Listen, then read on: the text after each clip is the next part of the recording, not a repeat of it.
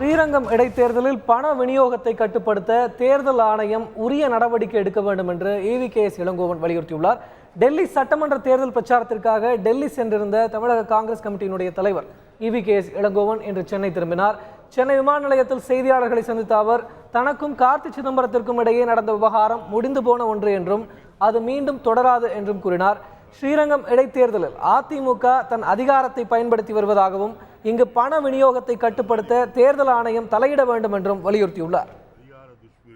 ஸ்ரீரங்கம் இடைத்தேர்தல் என்பது ஆளுங்கட்சி பணம் விநியோகிக்கின்ற ஒரு இடமாகத்தான் இருக்கும். இந்த தேர்தலில் ஜனநாயகம் கிடையாது, பணநாயகம் தான் இருக்கும் என்று சொல்லியிருக்கின்றேன். அதுதான் இப்போது நடந்து கொண்டிருக்கின்றது.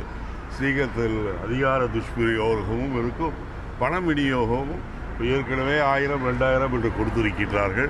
கிட்டத்தட்ட 5000 ரூபாய் வரும் வரை கொடுப்பதற்கு ஆளுகின்ற கட்சியினர் தயாராக இருக்கின்றார்கள் என்று சொல்லப்படுகிறது. இதை எலெக்ஷன் கமிஷன் கடுமையாக கண்காணிக்க வேண்டும்.